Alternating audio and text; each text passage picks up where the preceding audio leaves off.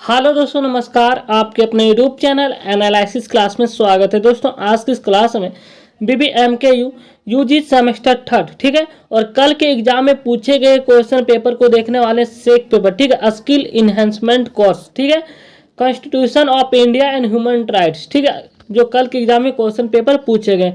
तो चलिए देखते हैं क्वेश्चन का पैटर्न क्या था, किस टाइप के प्रश्न पूछे गए थे।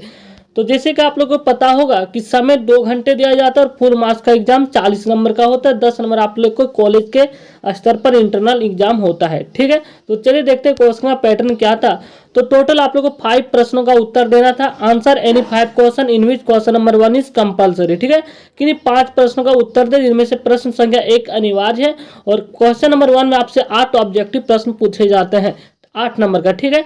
तो जिनमें से पहला प्रश्न क्वेश्चन नंबर 1 में पूछा गया, निम्नलिखित में से सही उत्तर का चयन करें। जिनमें से पहला प्रश्न है क्वेश्चन नंबर 1 में, संविधान के किस अनुच्छेद के तहत भारत के किसी भी राज्य में राष्ट्रपति शासन लागू होता है।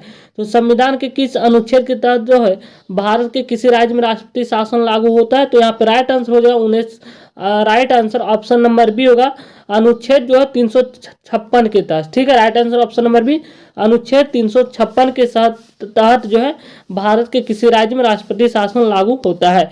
नेक्स्ट प्रश्न क्वेश्चन नंबर बी में पूछा गया था, भारत के संविधान के कितने प्रकार के आपातकालीन की कल्पना की गई है। तो भारत के संविधान में जो 3 प्रकार की जो है आपातकालीन की कल्पना की गई। राइट आंसर यहाँ पे ऑप्शन नंबर सी होगा, 3, ठीक है। नेक्स्ट प्रश्न क्वेश्चन नंबर सी में पूछा गया है, भारत में मानवाधिकार अधिनियम का संरक्षण वर्ष में अधिनियमित किया गया था। तो 1993 में, ठीक है। राइट आंसर ऑप्शन नंबर 1 होगा।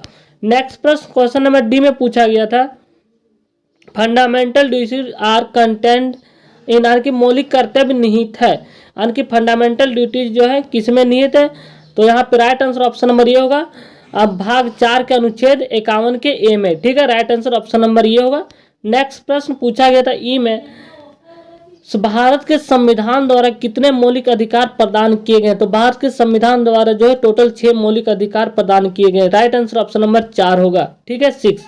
नेक्स्ट प्रश्न एफ में पूछा गया था, राष्ट्रीय मानवाधिकार आयोग के अध्यक्ष के रूप में किसे नियुक्त किया जाता है। तो सुप्रीम कोर्ट के किसी भी मौजूदा न्यायाधीश को। जो राइट आंसर ऑप्शन नंबर ये होगा, ठीक है। नेक्स्ट प्रश्न, अब लॉन्ग टाइप के प्रश्न पूछे गए थे, सॉरी एक और प्रश्न यहाँ पे जी नंबर में, राष्ट्रीय मानवाधिकार आयोग अधिनियम में कब परिवर्तन किए गए। तो 2006 में, ठीक है। राइट आंसर यहाँ पे 3 होगा, 2006 में। राइट आंसर ऑप्शन नंबर 3, ठीक है। नेक्स्ट प्रश्न एच में पूछा गया है कि निम्नलिखित में से कौन राष्ट्रीय मानवाधिकार आयोग के अध्यक्ष की नियुक्ति के लिए गठित समिति में शामिल नहीं है। तो राष्ट्रपति, ठीक है। यहाँ पे राइट आंसर ऑप्शन नंबर ये होगा, ठीक है।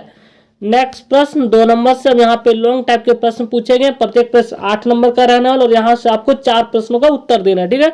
जिनमें से क्वेश्चन नंबर 2 में पूछा गया था, सरकार के संसदीय स्वरूप से आप क्या समझते हैं, डिफिनेशन पूछा गया था, ठीक है। नेक्स्ट प्रश्न क्वेश्चन नंबर 3 में पूछा गया था कि भारतीय संविधान के अंतर्गत वर्णित मौलिक अधिकारों का वर्णन करें। मौलिक अधिकार जो आपको अभी ऑब्जेक्टिव प्रश्न में पूछा गया था, तो 6 मौलिक अधिकार, इसके बारे में वर्णन करना, ठीक है। नेक्स्ट प्रश्न क्वेश्चन नंबर 4 में पूछा गया था, भारत के संदर्भ में धर्मनिरपेक्ष राज्य की अवधारणा को स्पष्ट कीजिए, यानी कि धर्मनिरपेक्ष राज्य से आप क्या समझते हैं, इसको एक्सप्लेन करना था, ठीक है। नेक्स्ट प्रश्न क्वेश्चन नंबर 5 में पूछा गया था, भारतीय संविधान के अंतर्गत वित्तीय आपातकालीन की व्याख्या कीजिए, ठीक है। नेक्स्ट प्रश्न क्वेश्चन नंबर 6 में पूछा गया था, मानवाधिकारों के संरक्षण में संविधान की क्या भूमिका है, ठीक है। नेक्स्ट प्रश्न क्वेश्चन नंबर 7 में पूछा गया था, मानव अधिकार की तीसरी पीढ़ी पर चर्चा करें।